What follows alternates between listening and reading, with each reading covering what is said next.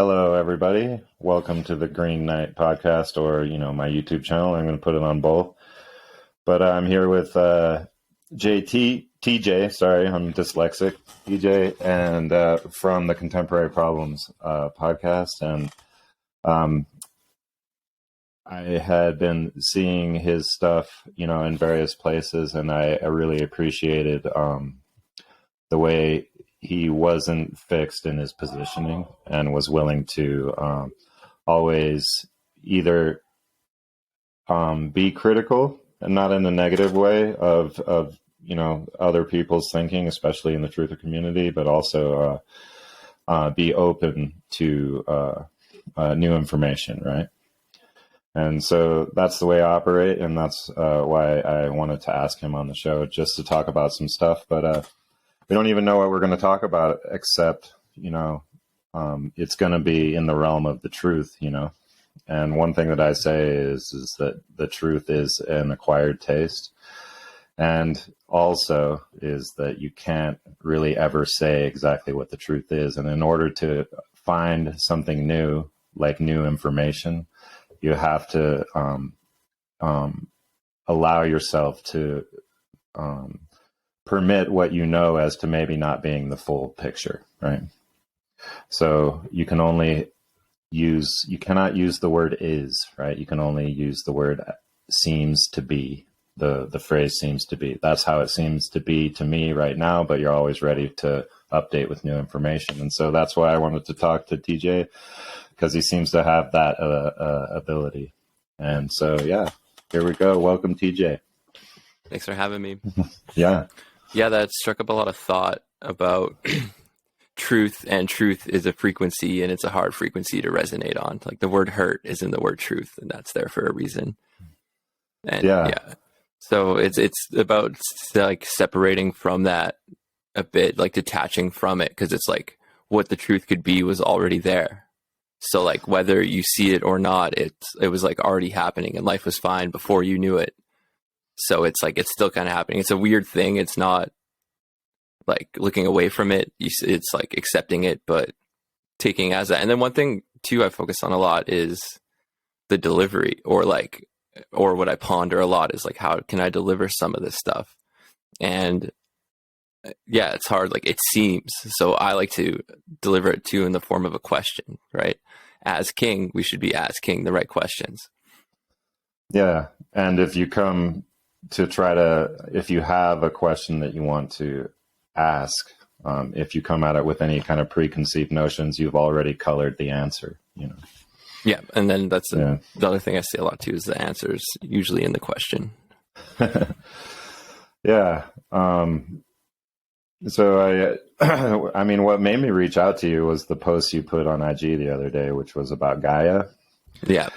And so you see all of these guys, that are veterans in this kind of area. For example, Greg Braden has a show on Gaia, and, all of this other stuff. But I immediately saw that channel as like something that's already been co-opted. And then when you posted that, I was like, oh yeah, confirmation, Yeah, I had quite a few people reach out about that and be like, thank you, or like that kind of thing. Or they'd provide their own kind of thing. And that like didn't come out of nowhere either. And there's like this guy, there's a couple of times I've kind of put out things like that. And this guy that like helps me do that, I don't know, he's a doctor and stuff. So I'm like, hey, doctor said, or whatever, and that kind of thing. So yeah, and I've been thinking about this kind of thing a lot too. Is like what the idea of censorship, and how it's almost like if you get censored, you get it's like a badge that you get, like now your content has more juice in a way. And so I was like, they almost allow certain things to come in to create a dichotomy, And I was thinking of Edward R. Murrow from like the 50s, right? They had remember this guy? No. So he was a dude who he would come on like after like the regular news, and he would be smoking cigarettes and would be talking about all the fucked up shit in the world. This is late 50s, and they're actually, it's very critical of certain aspects of our society and our civilization, Edward R. Murrow. And it's almost like they allow him, this platform in order to create this alternative that creates this polarity, right? Kind of a division of society, because you have one half probably being like, this guy should not be allowed to say this, right? And the other half being like, oh man, someone's finally pointing out the fucked up shit, you know? Well, and one thing that I'm suspicious of is I think that they want to control what truth comes out. So like, therefore, I don't know, to me, that just doesn't sit well with me, that it's like, yeah, that there is, that when someone big or someone really big kind of thing is out there bringing truth, it's like, we're all out here saying that same thing. I don't know. I think that it's like controlled, and I'm talking like the big guys like Kanye or any of that. I don't trust anyone like that kind of. Yeah. And I don't want to, I mean, I'm appreciative of guys, you know, like Rogan, you know? Yeah. But it seems like a lot of his audience is unaware of a lot of this stuff. And it's like he says something and then suddenly it's like, oh my God, thank you so much, Rogan, for saying this shit, you know? But at the same time, I feel like, yeah, and I don't, I feel bad talking shit about him because I actually appreciate him. But I think that whole thing that happened on Spotify with him, you know, where they are trying to cancel Rogan and it actually just improves his numbers, you know? Yeah. Sometimes too, I think they let certain people through, like, either if it fits with like what they're trying to do, if the truth you're revealing fits with the truth they want revealed, they'll let you through as well, kind of thing. They'll let you become the name or that kind of thing as well.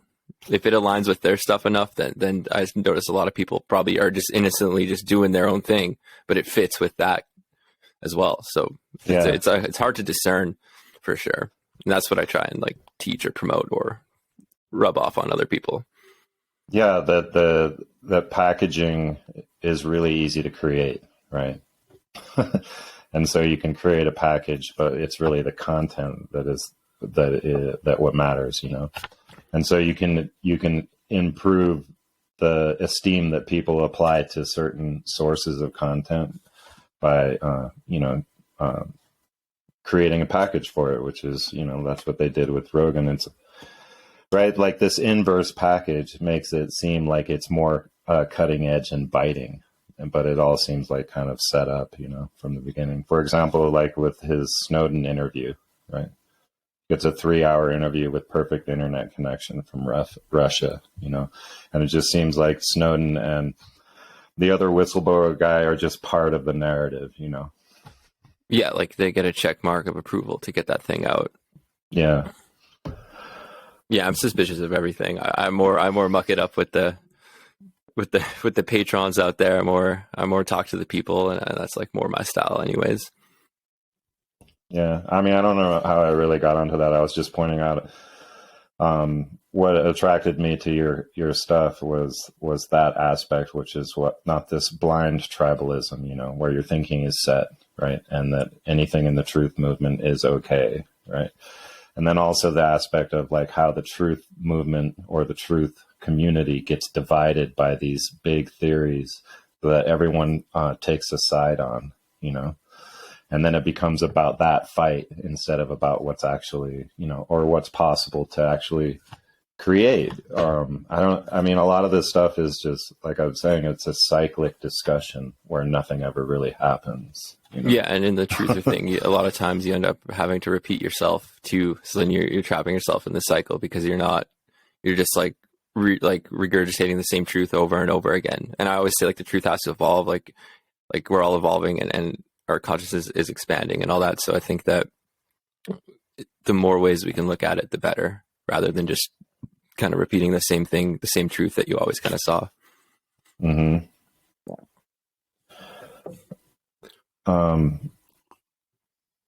So what was it we were talking about the other day? I mean, what like kind of left you from our discussion the other day? What kind of stayed with you? The like thinking, the aspect of thinking and thought. Yeah. And just kind of got me back on thinking without words, which is a weird thing to do. Because then when you come back to words, you're like, oh, could have used a little bit more inner dialect, but it's a fun way to do. Like, I don't know, I've had experiences, paranormal or whatever you want to say it, or like where there's telepathic things involved. And it's like, you communicate without words. It's a very interesting thing. So I think there's something to that. So I don't know. It's something I practice a lot, and I work a lot with like the gematria and wordplay and all that. So I like almost need to take a break from words when I can. Mm-hmm. Yeah, and so like where I began that was like that thinking is it's only achievable through reference of the past, right? So any thought is just a self-reference of a previous experience, right? And so when you are filling your mind with thoughts, then it's all the past, right? And so there's no space for novelty, for something new to enter, you know? Yeah, I kind of have this little thing I say, it's like a little metaphor or what have you, where in order to not do that, like you really have to filter it through the heart, like below, like and think of it like the chakras and the heart chakra, heart anagram for earth, that's the center point. So, and that's the present moment. And so below that, that's where you carry your past, your trauma, and all those experiences and everything. And then you filter that through the heart. And you get that the heart's the church, the heaven is the head. So in order to get to the heaven, you have to go through the church, which is your heart. And you filter that through the heart. And then you're not bringing as many past experiences, past trauma and all that into your current thought. So that, yeah, therefore your decisions and all that are less affected by the past and less affected by experiences and all that, even though like you still have that experience and wisdom in there that your heart would filter out to bring the right parts from the past forward. Mm-hmm. So yeah, it would be like everything that happened previously goes through this like sieve of the heart, right? Mm-hmm. And it keeps out all of the, what would you call it? I think it's just the experience almost. It's everything. It's like your trauma, like, cause that's more your root chakra and stuff. Like it's just more like your kind of more mundane things a little bit. So it's just like all of that wrapped into one, but that includes your trauma and everything. And then think like, if you want to be clairvoyant or clear headed, if you're carrying all that in you, you're obviously not going to be in a clear state.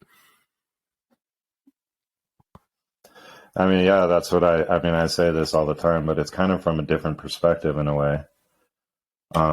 In that we're mostly operating with our intellect, right? Which is actually just half of our full, brain setup, right?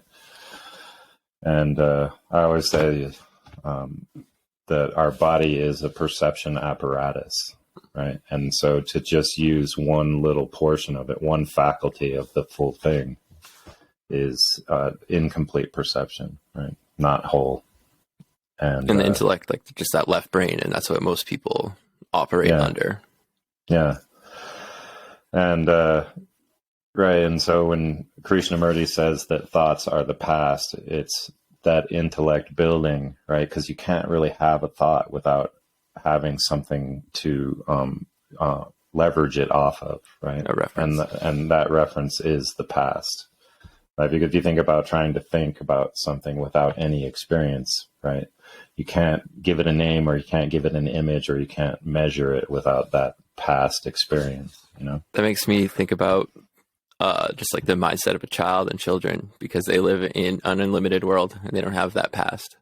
Yeah. To create that thought. And I mean, so that's what I guess if we wanted to talk about something, right, it would be that. And I wanted to get your take on it, which is this the problem, right? Could thought be the problem because it's hard self-reference, And have you heard of this video game it's not a video game. It's like a self-playing video game written by a programmer in the 70s called The Game of Life, I think it's called The Game. It's not the Milton Bradley game, but it's a bit of software that he wrote that it's an infinite grid, right? And then you have these pixels that are lit up on the grid. So it's like one square in the grid will light up, and then it has these rules it's the initial conditions, right? And so you set up a configuration of these lit up spots, and the rules are that that if if certain things happen, then this light will go out and die, basically, right? And then if certain thing happen, that it'll come back again. And it's referencing the rules in order to move forward in time as the game progresses, and it just plays itself. Once you press go, it goes. And based on the initial conditions, three things will happen, right? One is that it'll get into a loop, right? So it'll like blink back and forth. Two, it'll self-annihilate. And three is it creates this structure that can move ever forward through into the future, right? And so to me, like the initial conditions of the universe could be considered to be something such as that, like these little rules, right, that operate to, and as they operate, as time passes, quote time, then you get the unfolding of the pattern of the universe. And same with civilization, right? It begins with these initial conditions, and then it references itself. It's like a fractal, I guess, where the output is put back into the input, right? And so you get this pattern.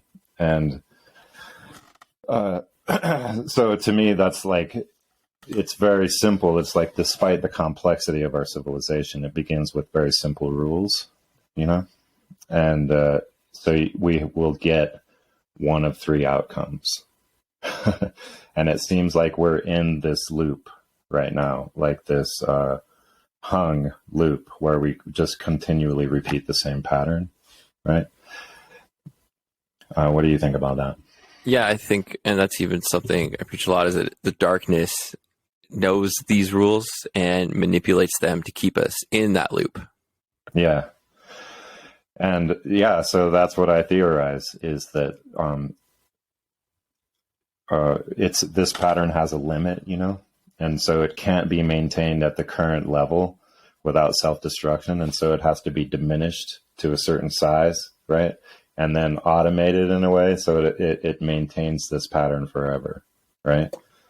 So we don't get self-annihilation, we get this static loop for all time. Yeah. And I think the ideal outcome would actually have a set of conditions that permits novelty, which is ever moving into the future, Yeah. And like you said, is thought the problem? I think thought is the solution. I think it's consciousness that when it raises and we're just kind of more able to see and everything, that is part of the solution. And it's with that we're stuck in the loop, is that has a lot to do with the mind control and the subconscious programming and everything. Mm-hmm. I even kind of recently cracked the code on 789, like kind of esoterically or whatever. So 7 is the spirit, and it's like the tail of the snake, right? And sept, serpent, that kind of thing. Where's it going with this? It's the spirit, it's the subconscious, it's the unconscious, it's the inner self. And that's like, for people that don't know, like your conscious mind is like more your thought patterns and everything that you're doing. Your subconscious is like making sure that like you lock the door when you leave the house. It's like your very just kind of natural things that happen. And they want to keep us in that. So 7, 8, 9. 9, it represents the human. Like we have 9 months in the womb. We have 9 endocrine systems. 9 is the human. So 7, 8, 9. That to me, that means 7 overcame the human. So the human is no longer conscious. The human is stuck in the subconscious. 7, 8, the 9. And then the 8 is the Ouroboros, the snake eating its tail. Mm-hmm. So it's because they got the spirit or us trapped in our subconscious or unconscious self that's eating us alive, or we're eating our own tails. And that creates the 8, the Ouroboros. Yeah, I completely agree with that. I come at this all from different, like, sometimes I say things and I realize that someone else had already said it before, but it's not like I saw that and subconsciously internalized it and then said it. It was like, you can actually arrive at the same conclusion, yeah, right? Just by looking at, exploring this stuff. But when I say I think thought is the problem, it's this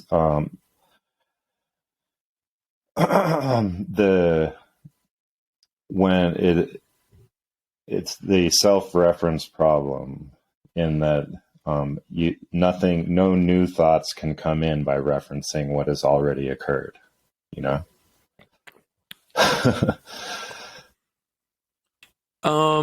But then like, that makes me think about channeling.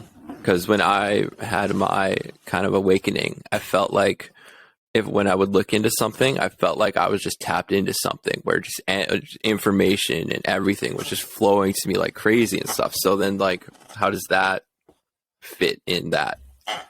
Yeah. So that's like you're turning off your psychological self, right? And allowing an intuitive download basically from source, I guess you could say. Yeah, and I suppose you have to achieve that through nothingness. Sorry, but yeah, and that's just like, so you shut down, you create space basically, and that's what they say meditation is like stopping your thinking or not hanging on to your thoughts, you know, just letting them roll over like rain or whatever. But you create space for something new to enter. And since we are cognitive beings, it's not like when you become nothing, right? When you stop defending your psychological self, your cognitive faculties are not negated. Like they're still there for a reason. You know, this is what we do. Like this is what human beings do. We use these faculties. But when you create the space, then something that you never thought of comes in, and you're able to recognize it because you can think. You know what I mean? Does that make sense? It's like you create space for and you were mentioning the heart, right? This filter of the heart, like, yeah, you use heart intelligence, right? Whereas it's not a cognitive process. It's an allowing or a surrendering to permit something new to come in that you could recognize. One could recognize because we have cognitive ability, you know. Because what would come in that doesn't have some kind of way for a human being to use, you know, to actually add to the benefit of oneself and others. That makes me think of letting the guard down, and your ego is your guard. So that's why the ego death goes hand in hand with like the spiritual process. Yeah. And that, you know, I mean, we all talk about this all the time, and we've heard it. You know, for me, my dad was all into this. I told you before that my parents were hippies, right? And they joined a commune north of where I live now, back in the early 70s. And the resident guru up there was Ram Dass. Oh, wow. And so it's like all of his sayings are just sayings from, you know, some ancient wisdom or knowledge, you know, whether it's Hindu or the Tao or Buddhism, right? And so you get these kind of cliche fucking sayings that have been around forever, right? But actually have a super potent, not just a message, but actually a application.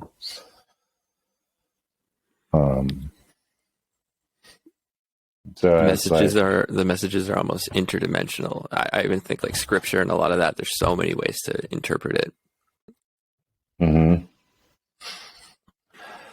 So I mean, it's like one thing I wanted to get your take on was this idea that I've been working on, which is that, and it's taken from Krishnamurti, which is this stop defending your psychological sense of self, which is what it is. The ego death is another way of putting it, right?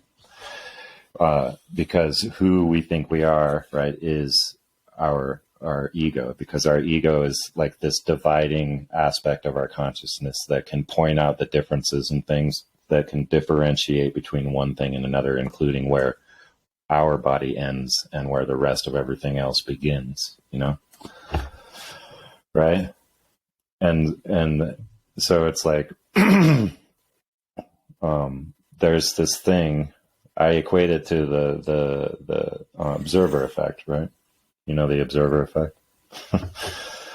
that is kind of collapsing the wave function with your with an ego, right? Because you're setting up the measurement, right? And so previous to the measurement, it's a superposition of states. And then once you measure it, it collapses it into one state or the other, you know? And so it kind of makes it mundane in that aspect. But what I'm getting at is that this the ego wants to say that it's them, or that this is me and my output, this is my output, you know? And when you let go of that, that desire to take credit for something, you know, then your potential for a higher level of output, it actually goes up when you let go of wanting to take credit for it. Yeah. There was I got really good spiritual advice on that matter. It's just like a pretty hyper creative person. It's just like, it was kind of, it's just like, let go of your ideas. And then I also think sometimes those ideas aren't even yours. You just tapped into an idea or something as well. And so, yeah, what I get at is this, I agree with that. I mean, I'm just trying to, like, how can we have a discussion about this, right? And instead of it, me saying, oh, this is what I think, right? And then you saying, this is what I think about it. But, like, let's try to, like, see if we can find something here that would be general, right? It's not just like coming from my mind or from your mind, you know? And so, yeah, human beings, right? How do we survive? We survive by exchanging value with each other, right? Because we're not like animals where we're hard connected to the environment. We have a buffer. Our civilization buffers us from the environment. It's really our civilization that interfaces with the environment, and all of us interface inside this substrate of society, you know? So this is how we fucking live, which is all of our individual gifts, right? That we either born with or that that we learn, you know, are for other people, right? In order, we exchange our output with others in order to survive, right? But what Krishnamurti says is that you have to become nothing, you know, right? In order, you have to become nothing. So this is like what makes it so hard to talk about. It's like, this is how we live. We exchange value with each other, right? By creating. But how can you do that if you dissolve your sense of self, you know? And I mean, just before I get your feedback on that, it's like, if when you have a sense of self, it's like this, it's this measurement, right? This measurement of where you end and everything else begins. It's a limiting factor, right? It's when you want to take credit for something, it's you putting a limit on what is possible, you know? But when you go into something,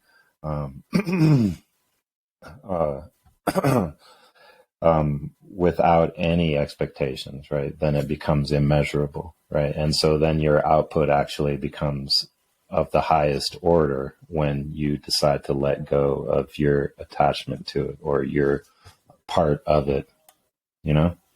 Yeah, and the universe has taught me that too. Like the first ever post I had that like blew up or got big or something that I was not attached to at all. Like I wasn't even on my phone for like a couple of days, and I came back like, what?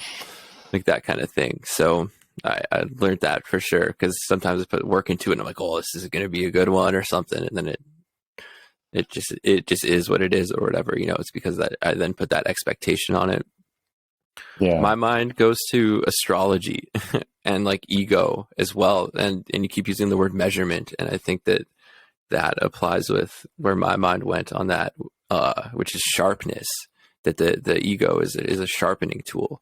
And that fits with like Aries, which rules the head, which is where the ego exists. And that is like sharp things and knives and that kind of thing, like can be associated with that as well. And I think that's just like that sharpness of the ego. It needs to be there. And then, yeah, I also think we learn from each other. Like we learn more from each other than we think. Like, and even if you think you're an intellectual person, you can learn something from the guy with the convertible and whatever, or you can learn something from even the dumb guy who like keeps stepping on like coals and burning himself, or you just know I'm not going to do that. Like that's a simple thing you could learn. Like there's always something to learn, and we're learning more from people and observing more from our surroundings than we think. But I do think that there is, yeah, it's weird with the not identifying with self. But I think it's also not identifying with measurement. Yeah. But how? Yeah, it's when you set out to measure something, then you've limited it. Like your measurement tool only has so much length to it, you know. You know what I mean? And that's also, you know, when I say don't use the word is, that's general semantics. I don't know if you've heard of this. I forget the guy's name. He was a Polish philosopher, I believe, but he's the one who came up with general semantics. Is like basically only say this is how it appears at the moment, right? And so you allow yourself the space for a better interpretation to come in, you know. And it's kind of like the Zeno's paradox too, you know, that if you drop a stone, have you heard this one? Go on. If you drop a stone, it goes half the distance to the ground, and then half that distance, and then half that distance, and then half that. And so theoretically, it's always approaching, right? And never actually arrives. And so that's the way you have to look at, quote, knowledge, right? Is that absolute knowledge is not obtainable. You can only ever approach it, you know? I do know. I think I don't know, through like enlightenment and stuff, it's you realize how much, and even if you're granted wisdom and like tap into these frequencies and knowledge and stuff, the more you learn, the more you should realize the less you know. Yeah, and so that's why I find it difficult, because sometimes I find myself, yeah, fucking, I know, like I know what it is, but when I really look into what I think I know, right, it is that uncertainty is the only certainty. You know, it's like if you really want to actually, right, that's the laws of the universe are immutable, right? This is that whole natural law thing, the natural law argument, right? That these laws are immutable, but they permit this fuzziness, you know, right? And so it's like, yes, this is it, but it is a fucking superposition. Right. It is a conscious allowance of a paradox, you know, instead of trying to like decide the paradox, you permit the paradox in order to move forward into new territory, uncharted territory. Yeah. That makes me think just about trying to expand consciousness. Like it is our permission, or like our acceptance of what reality is, instead of trying to go beyond it, or thinking of it of being something more beyond than what we perceive it to be. And then just like the is, early was just been pondering how concrete of a word is actually is. Yeah. And that's that self-reference, you know. It's like you can never get away from that circular aspect of it. And I have this thing where I talk about credibility, where it's like built-in hard self-reference. Our society or our civilization has this, is that no one will credit a source, right, of information, right, where the source is more important than the actual information, so that it's based more on the credibility is what actually builds the truth of something, and credibility is based on followership, right? Yeah, exactly. How it's a popularity contest, right? Yeah. And so that's a full that's basically is this postmodern viewpoint, which is that the truth is unknowable. And so it's basically everyone's entitled to their own version of it, you know? And we have to permit this and allow it to be. And there's something to that, but also at the same time, it allows these camps to be formed, right? That are actually really attached to their truth. So it's a contradiction at the same time, saying the truth is unknowable, but right, I'm going to be completely attached to my tribe's version of it, you know, and not be movable on it. Yeah, I think with some of the guys I connected with on truth, we don't do that. We challenge each other and challenge each other's truth and contemplate why is this relevant to this, or just like we go back and forth on that. And I think it's a really positive thing and like a good group for that, for trying to get to the truth or whatever, like just knowing what we know and exchanging that. We always say that like there's something more to it, and we try and look at it as widely as we can, for sure. Yeah. And I mean, that's the crux of the issue, right? I think that it is described right there, you know, that in order to find the truth, you have to accept the fact that the total truth may not be obtainable. Yeah, I'm pretty good. I try and live in as infinite way as possible, where I'll allow everything in and see what resonates. And I think that goes with filtering with the heart and filtering with that. So that helps with the discernment. When I feel I can resonate on a frequency of truth, I can still allow everything in and trust that filter of discernment to connect or to pass on. Mm-hmm. But it only comes from being open-minded. Like that's the only way. Yeah. So this thing that I've been kind of working on, I'm an industrial designer, but that's, you know, I mean, I'm not anything, but I'm a designer, but I went to this art school. And so like 20 some years ago, I realized this art school takes all of the best and the brightest, you know, artists. And I was in the product design program, which is the program which designs for manufacture, right? And so I was exposed to this, like having not previously really taken a look at it, this manufacturing, right? I was like, okay, if we're gonna fucking fix our problems on Earth, we have to fucking fix manufacturing, you know? And so I started on that part of it, right? But then as I explored more and did more and more work and more reading and more fucking listening, you know, I realized and that there's nothing we can do unless each of us make this psychological transformation, which is that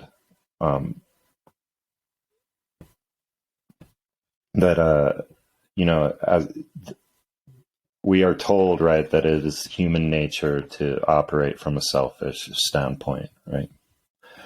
That this is our nature.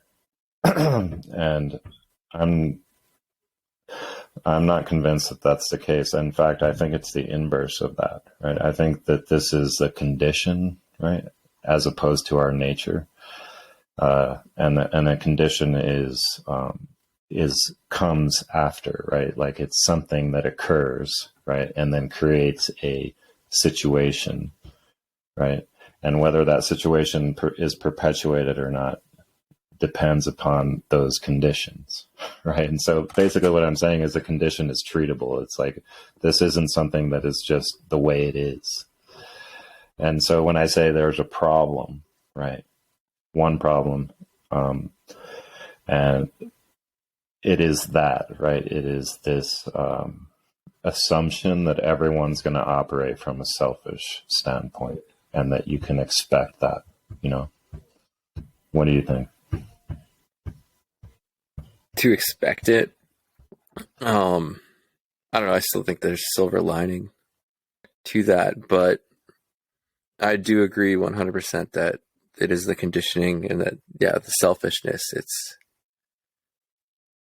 I think it's also just like a byproduct of capitalism as well. And again, it all just is, yeah, it's all just conditioning and like mind control and to get you in that. And that's even like the lower chakra, that fear-based kind of survival thing is like, I need to survive.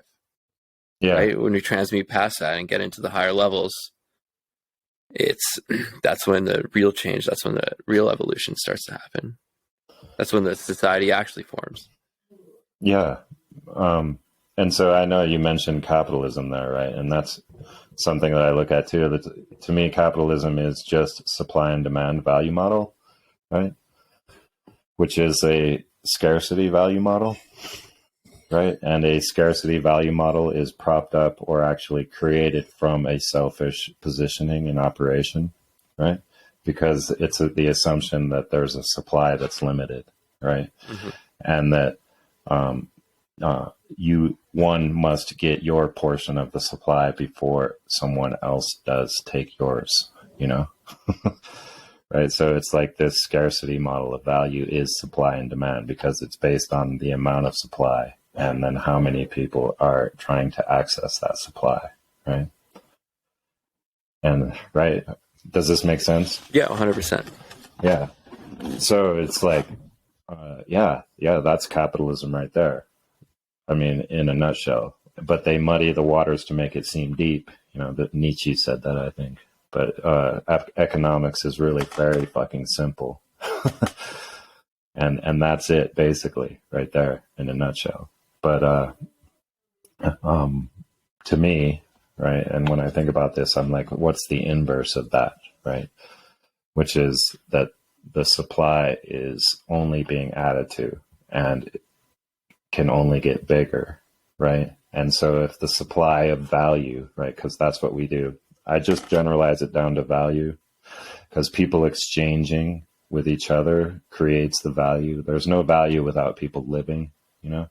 And so any unit of currency we apply to it is still just people living, you know? So there is no value without people living. And so people are continually living and people are continually being born. And so the supply of value is only ever increasing, right? And so when the supply is infinite and it's always being added to, then it's an unlimited supply, and you can't fucking raise the price on an unlimited supply. In fact, the price would only go down, right? In the scarcity model of value for that. And so if you operate from that idea that every single person living has something to add to the supply, right? Then it's you want everyone to contribute, as opposed to it being this credibility popularity model where only a certain number, a very small portion of people in the population get to add to the design of our culture, right? Yeah, I think it's like, well, what's the opposite of capitalism? Communism, not communism. I think that is a whole psychological operation that they're like, don't look there.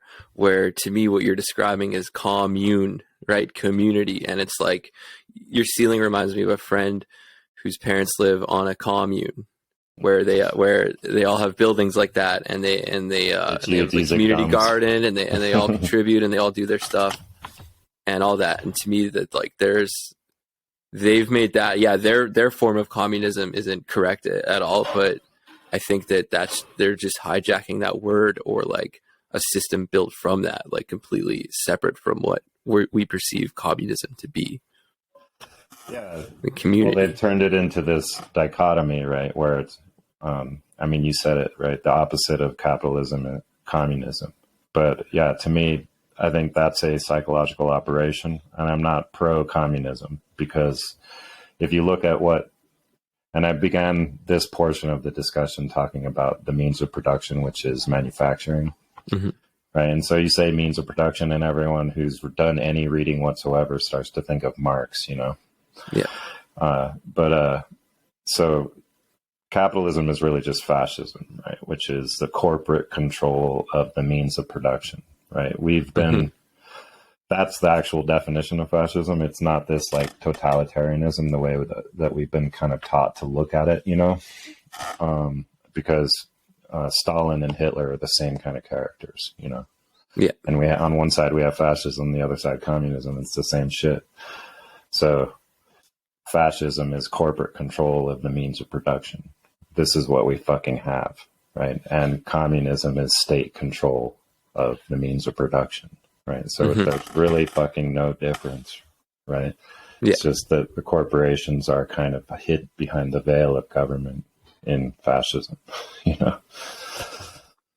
And yeah, I think when I was younger, just the way communism was described to me, I was like, this sounds amazing, but it wasn't described like, it wasn't with the dark side of history. It was like, it was more like community based, and this allows people to find their actual dharma and their actual purpose and their actual contribution.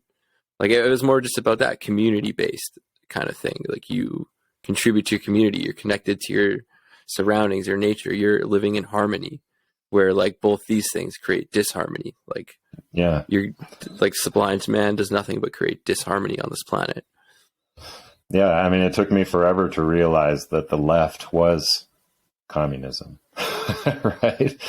And the right was fascism, you know, hard fascism on the right, and then, you know, the two extremes, right? And then it's like, I didn't put that together for a long time, actually.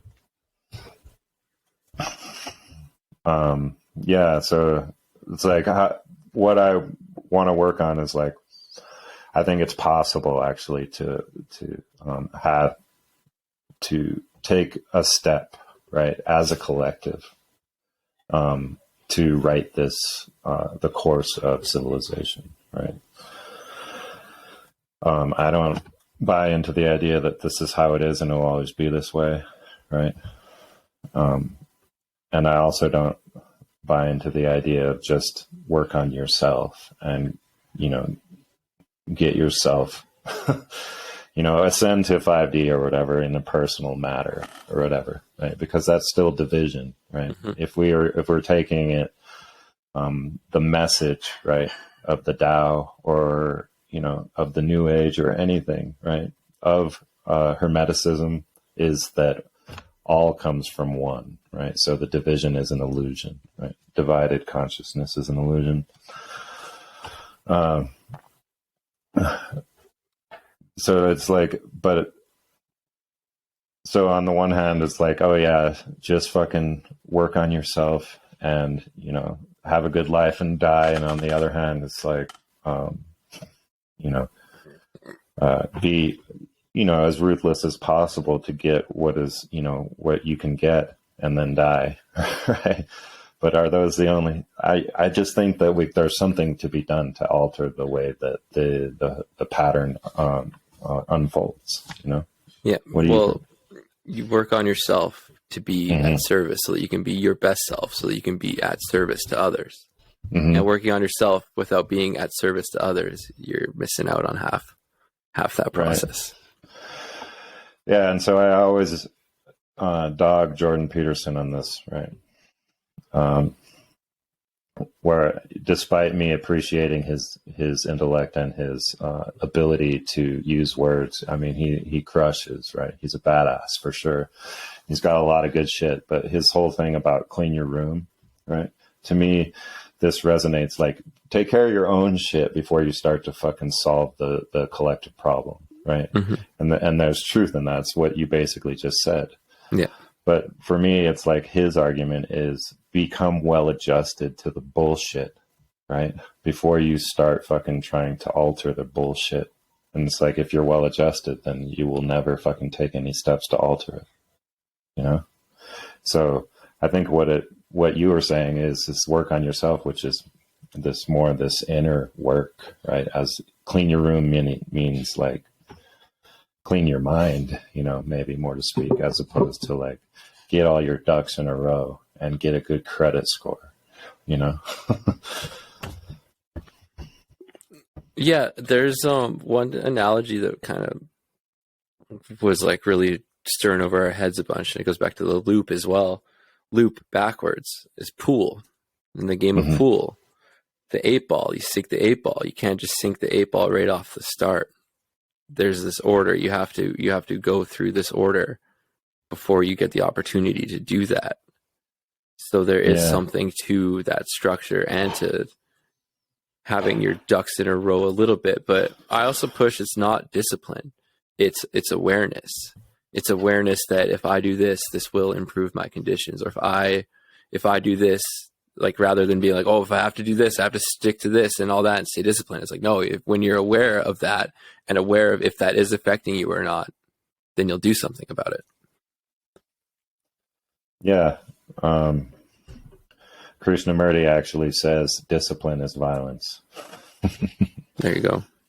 But I think this awareness, right, is it's possible to actually instantaneously have a better outlook, right? When you realize that you don't have to fucking defend yourself anymore, right? You don't have to defend your psychological sense of self, which is your identity, right? When you just let go, right, of your identity, there's nothing to defend. Then your awareness actually is more complete. And maybe that's what drew you to me a bit, is maybe I'm doing that more than I realize. Like I pride myself on where my ego's at and being able to drop that. That's like, but what you just said is like, I pride myself on that. Exactly. Right. But you need that ego, like, meta. Yeah, exactly. But it made me think about the sharpness. It's like, before getting on this, we had to clean ourselves up and like, you know, had to like shave a bit and like, you know, like, so there is that. It's a weird thing. And I do that, and kind of my shtick can be to like be overconfident, which is again to teach people discernment, to discern that I'm like goofing around, or discern that like there's a deeper message and deeper lesson to this. Like I'm teach, like it's like I teach, like it's just naturally what I do, but when I don't even realize I'm doing it. And I'm also learning, like I find a lot of times when I speak or go on rants or stuff, like I'm teaching myself. It's just like coming out, and I'm learning it for the first time too. Sometimes when I speak, it seems. Yeah, and that's when I feel the most energized about it too. Is when suddenly, like you didn't prepare, and then it's just coming out, and you're like, oh yeah, that fucking makes sense. You know, and it's not right. So it's not you that's necessarily doing it. This is like you're creating the space for it to come through you, right? And so your best delivery, one's best delivery, is when you haven't like fucking attached yourself to it. My mind just went towards self-love and the difference of that between like loving yourself and the ego. But then if you're detaching from self, what are you loving? Yeah. I mean, that's the crux right there, you know. You have to like reside on that, on the pinnacle, in the singular point of what that is, you know, which is all things at once.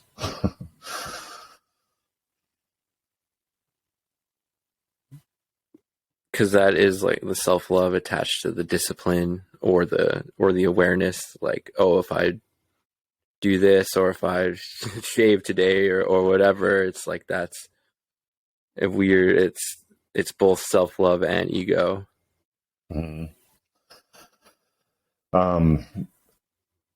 So yeah, it's difficult to talk about, but I think there's one way that I can access this pretty well is the principle of Wu Wei from the Tao. You know this one? Go on, I'm here to learn.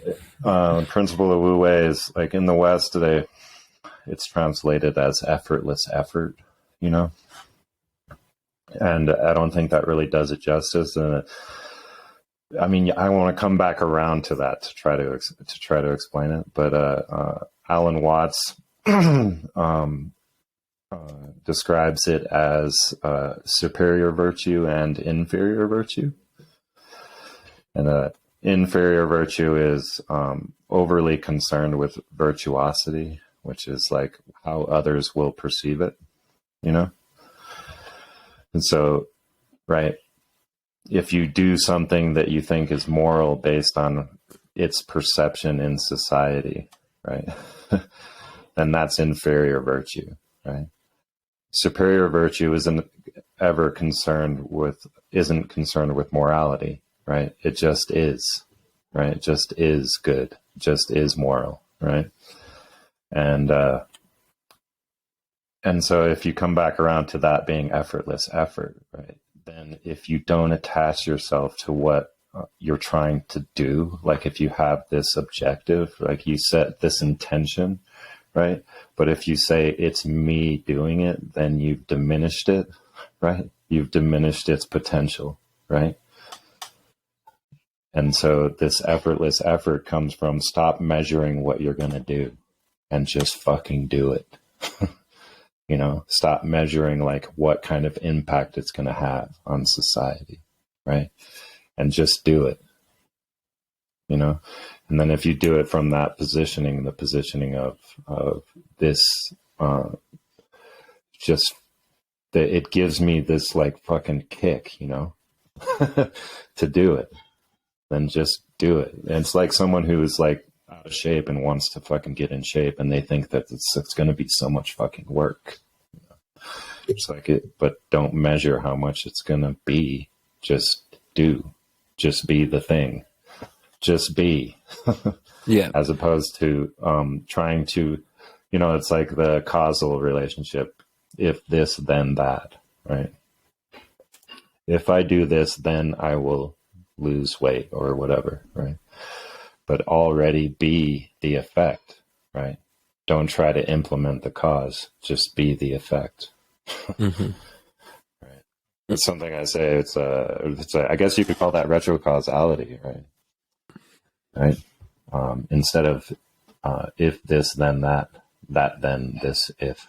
It's like be the effect.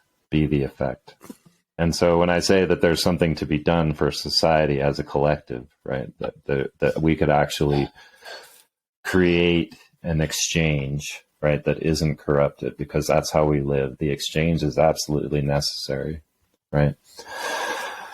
We can create an exchange that is as it was, because this is how we were, perhaps. Like maybe we already are fully evolved and we already had this system in place and we fell down, right? And we're trying to get back again. But something saw an opportunity, like something, right, to keep us in this state, right, perpetually. And so I just want to say, like, there's something to be done. Like, there is actually a solution, right? And what I say is, right, that we can't fucking fix the way we make things, because really it's what we create is what we exchange, whether or not we're doing it like this, you know, there's internet fucking digital output, or we're writing books, or we're artists, whatever we're doing. There's also this general aspect too, where it takes a orchestrated effort in order to create this output that is beneficial to everyone, you know, like infrastructure, for example. There's a way that we can actually do it that would be in alignment with the laws of nature, right? And like we were discussing before, like not separate, not on this artificial rhythm that we seem to be operating on.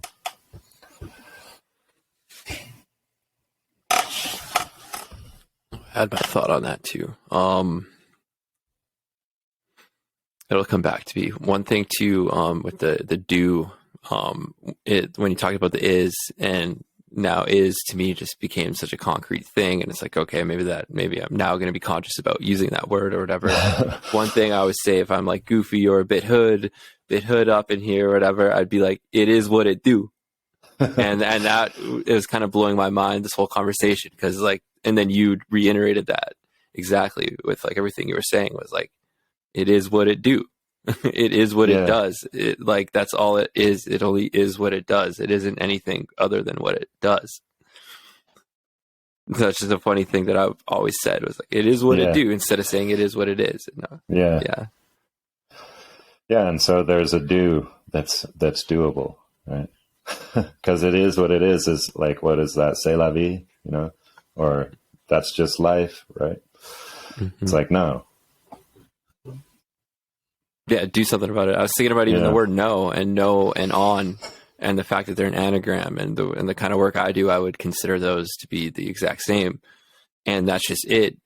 It's when you say no, you turn on. It's that, right? That could light the fire. That could be any of that. So saying no is turning on, and then no, like, what do you know? Like the no connected to that. So to know something means that you're on. So it's quite the little word riddle in there, but and that's true. Like this self-love, like that's it right there, you know, which is you have to say no, right? So that you can turn on for yourself. Mm-hmm. I went through that. I lost 90 pounds. Oh yeah. So, and how did I do it? It was a mindset. It was manifesting. It was like, I committed to it. That didn't mean making a plan. That didn't mean making a meal plan. It's just, I commit to changing things. Yeah. And that's for me, that was all it took. It just kind of took over because I committed to it. I committed to self and all that. And like, there wasn't any reason to, other than just to make better choices and just see what I could do. And it ended up, it was like one of those things where it just caught me off guard. Like a year later, it was like, whoa. Yeah. It's like, now here I am. Yeah. The anagram with no and on made me think of, okay, does that work for yes too? Say? Yeah. And it's like, it becomes now what it made me think was, now this is about just saying it, right? As opposed to doing it, you know?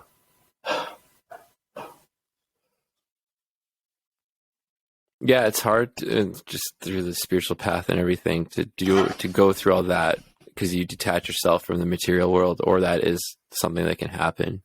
And you really have to, it's hard to get back to that do, because you've separated from what is. Yeah. And so it's like, you can work this on a lot of levels, right?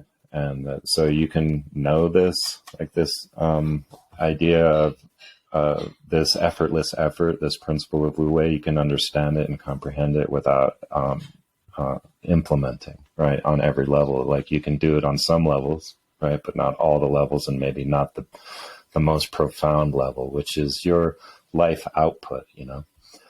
And so if you start getting attached to like, oh, fuck, for me, I'm 52, right? And it's like, this has been a struggle this whole time. And it's just like, if I look back on that and be like, God damn it, man, it's trying to measure what my output is, I'd be like fucking pissed, right? And so it's like, you have to just let go. One has to let go of the past in order to move forward at all. And there's this, you know, again, on the effortless effort, it's like,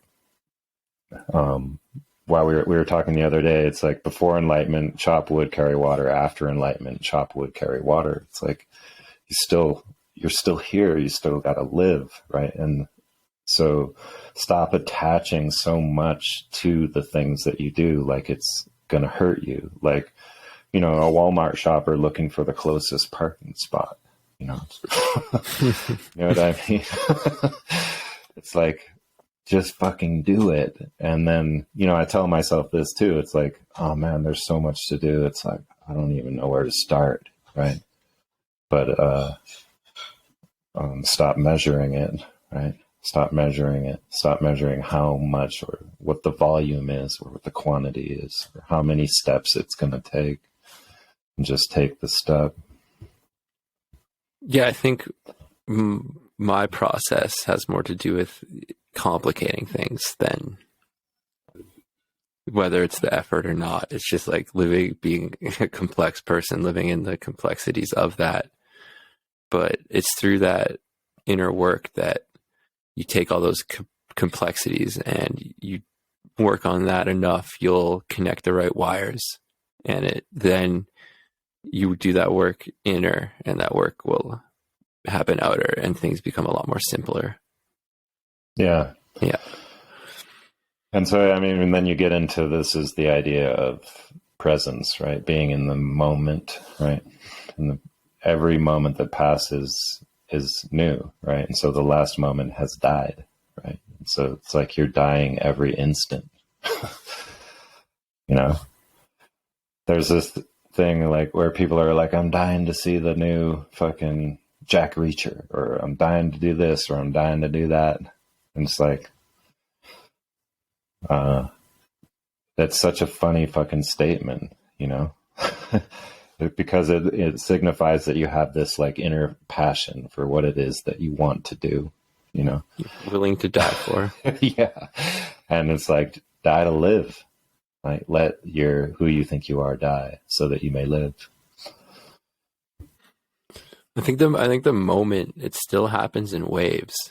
It's not just like moment. We're not just living in moment and this infinite thing. It's still this kind of waves. And I think that there is these like pockets, and that is the moment. The moment isn't just like the present. It's this pocket, and it's almost becomes this timeless pocket. Yeah. I mean, but that can change. Something could break that moment. Something could shift or change that moment. And, you know, like I just think about like being on psychedelics and everything's on a vibe. Like at one time we were chilling, and then like we heard a gunshot. Like that obviously changed the moment. That moment is now done. Yeah. And I think when you were saying pockets, for me, that just described that. Like I saw this image, right, of like it's this cognitive awareness of your surroundings that creates this pocket. You know, you know what I mean? Because without that, there would be no reference point in order to see the edge of the bubble, right? Or the interior versus the exterior, right? And when you say the gunshot, that's like, obviously it's that bubble has passed, right? Mm-hmm.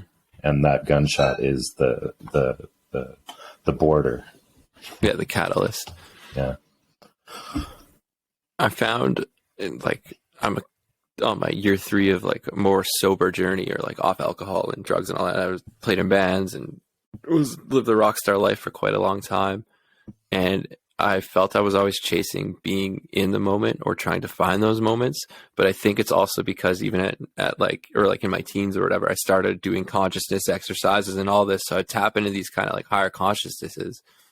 But then through that, I couldn't live in the moment. I had a hard time getting back to just living in the moment. And unfortunately, alcohol was one way that kind of brought me back into that moment. But I always had a hard time being in the moment because of that, just like hyper awareness. Yeah. So then that's a weird thing, because it's like, oh, I let go of this and it created this higher consciousness. But now I need to let go of the higher consciousness to get back to square one of being in the moment. Right. Yeah. That awareness of that peak state, right, makes you want to seek that state again. Right. Yeah, it's fucking tricky, man. So like, you can see where I'm kind of going, right? Like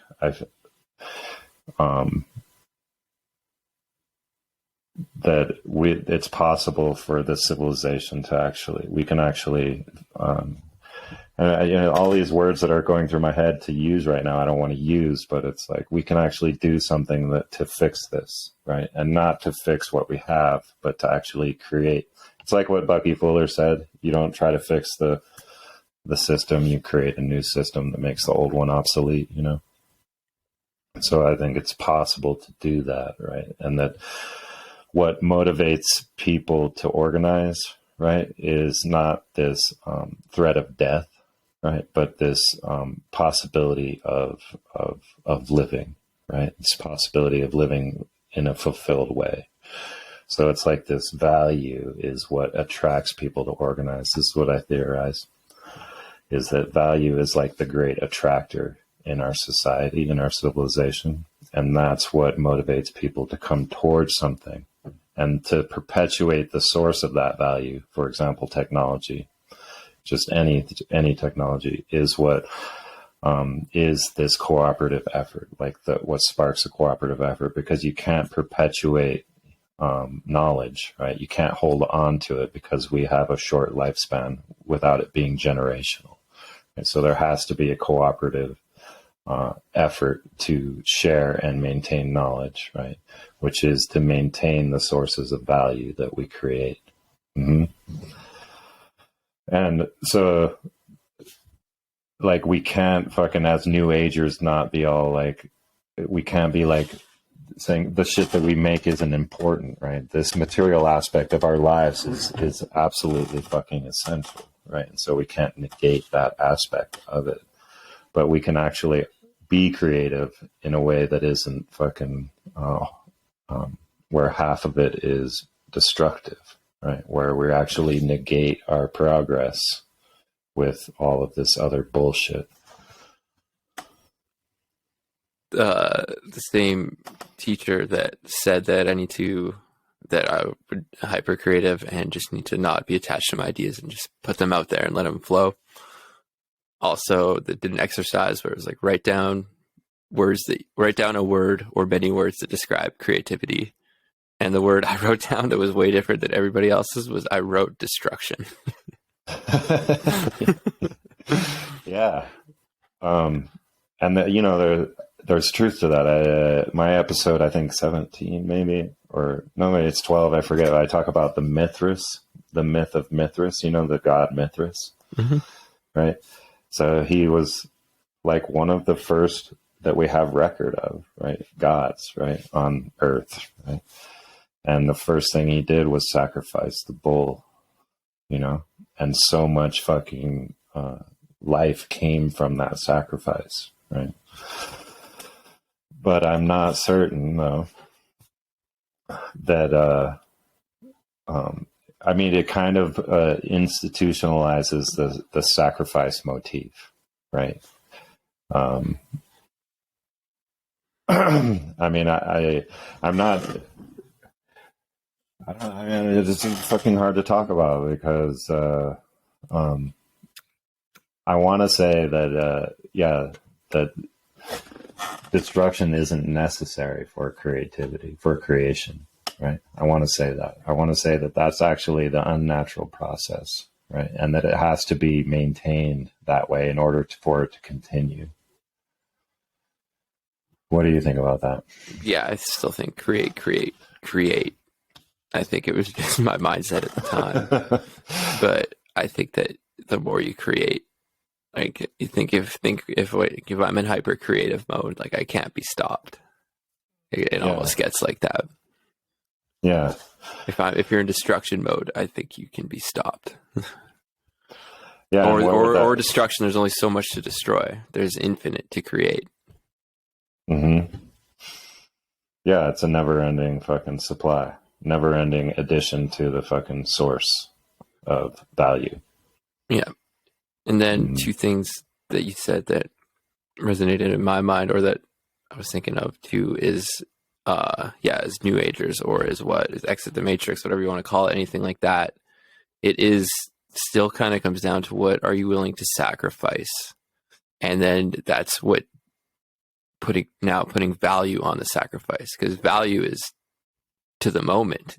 There's a bunch of bears around, like, there's defense against those bears is going to go up in value, or your value is a lot more. There's a lot of temporary value around. So, like, it's kind of just what sacrifice, how much value can you put on maybe a sacrifice you need to make in order to get to somewhere better? Or is the sacrifice even necessary? Yeah, I mean, that would be like the how much is your effort a sacrifice? How much is it, like, that you expending energy is a sacrifice, right? Yeah, I don't want to think of it as a sacrifice, but eventually I'm gonna get tired. Eventually I'm gonna need to take a nap or recharge.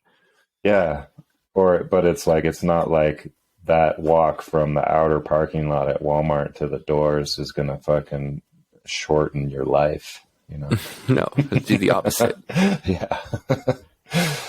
So then it doesn't, so then in the end, it almost doesn't become a sacrifice, or does it, because it's like you sacrifice that, so you're gifted.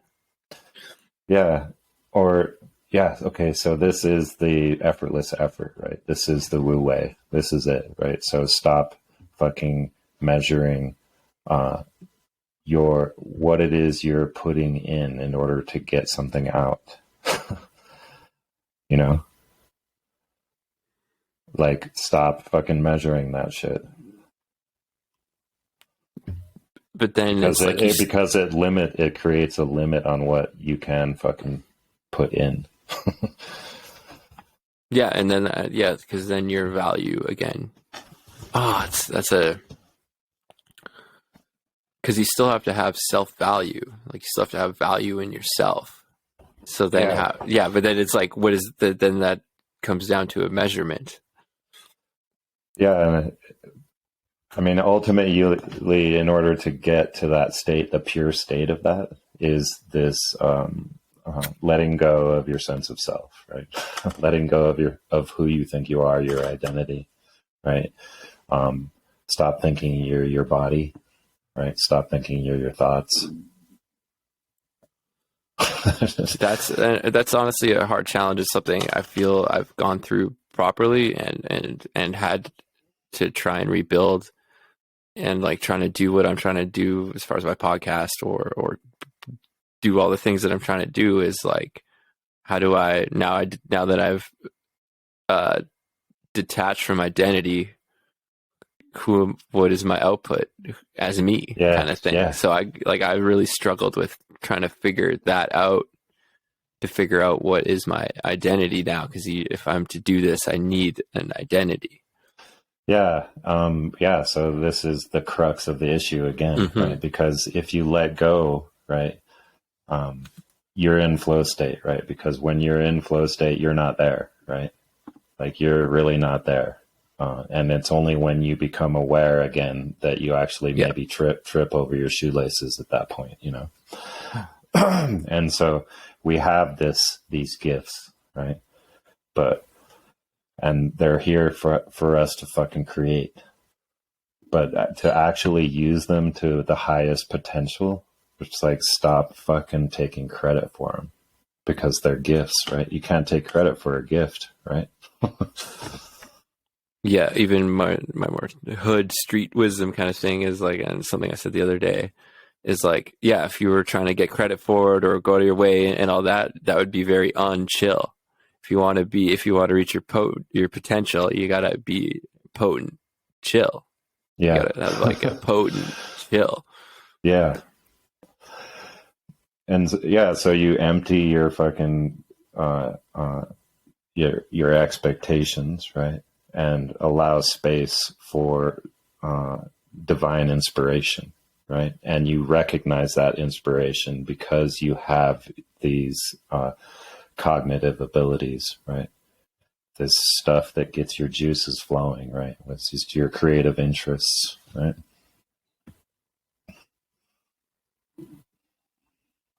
I've recently, it's almost, I separate a lot of it from the 3D, and the 3D is still there. So you kind of do have to put on that mask and do that kind of thing. And I just trying to figure out that balance right now is like quite the trip. But I see it as two separate things.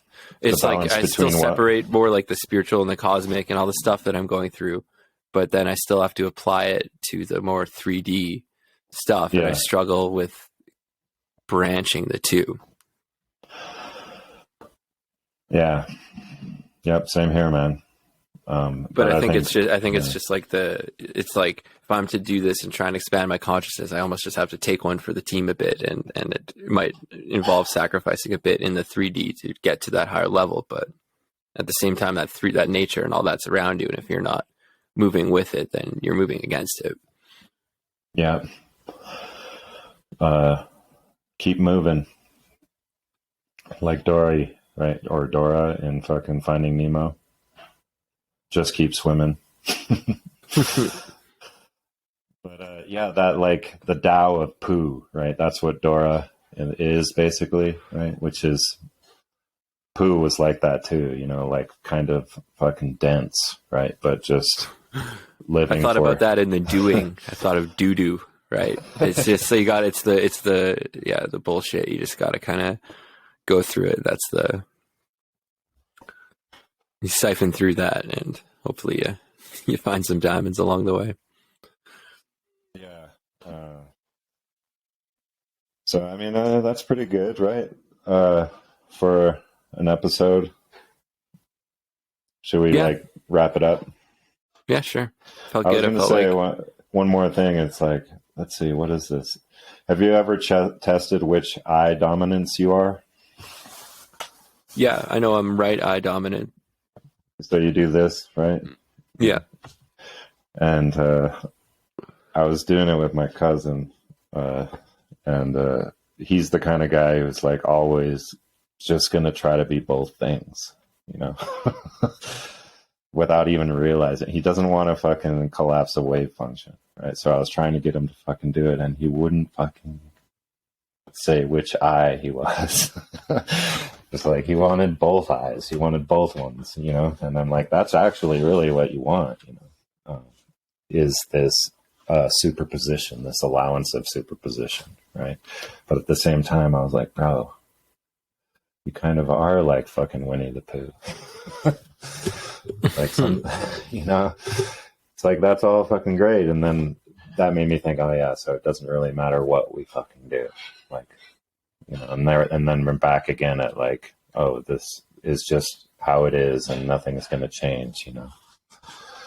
Yeah. And I think that we have a destiny no matter what, whether it's set in stone or what have you. And it doesn't really matter which way you go about it. It's going to lead you there.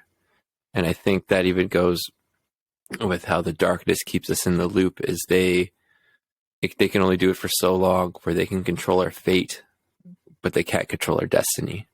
So they can get us off our path, off our destiny, but they can't control that inevitable destiny. And I talk about that. That's the grass growing through the concrete or that kind of thing. It's nature will always find a way. Yeah. So that's why they have to do the constant reinforcement, because we will start to fucking grow through the cracks, right? And they have to like trim that shit down. Yeah. Yeah, I think it's possible for us to achieve our true nature. And that's when I say that's what we can do. There's a way to do it. And that's what I'm working on. And it's not me, you know, it's like, but this is what I feel passionate about. And I've found this direction, right, that is general, that is not like this very specific. It's more about like what it is that we can do as a collective that can permit us to move forward in a way that is new, right, to new territory without doing this fucking feedback loop, you know, this blipping back and forth or self-annihilation. Right. And that's even a problem I have with a lot of the truthers out there is it's too much mirroring. It's too much reflection rather than being their own light. It's too much reflection on everything that's happening and getting caught up, especially in like the more current events kind of thing. Yeah. You become more a reflection of this dissonance rather than trying to harmonize the dissonance. Yeah. And that's the false polarity, right? You are defined by your opposition, right? And so you are the opposition because you can't exist without it. Wow. And one thing that you mentioned, I think before we started recording, was just like belief systems or whatever. I have like a rant on that a little bit where it's like, it's make belief. You have to make a belief. And therefore it is now a make belief. You make your mind up. You made up your mind when you make your mind up. And so that's definitely one of my philosophies too, is it's never really make up your mind. It's just observe it. Yeah. Don't collapse the wave function. Right. Don't bring yourself into it. Yeah. Just permit it to be a wavicle, right? A wave and a particle at once. And then you don't enter your own identity into the outcome. but at the same time, you can surf those. I call them Lagrange points, I guess. Lagrange point is where gravity is nil, based on like where all the bodies are in space. There's no pulling in it, so it's like completely no force acting in this place. And so that's where you have to put yourself emotionally and fucking psychologically, right? Don't choose sides. Don't take credit, right? And then you can, it's what Walter Russell says, it's called being on the fulcrum, right? Instead of swinging on the pendulum, right? You're actually up on the fulcrum, right? So you actually never move. Yeah, I see gravity as a metaphor, and it's a way to pull something from you. It's the geo, and geo is the anagram for ego. So when you have that measurement and all that, you're now allowing something to be pulled from you. Yeah. What kind of music do you play? Are you still playing music? I still play. Yeah, it's like just mess around or whatever. I kind of started getting more into conspiracy parodies. I think I might call it conspiracy karaoke.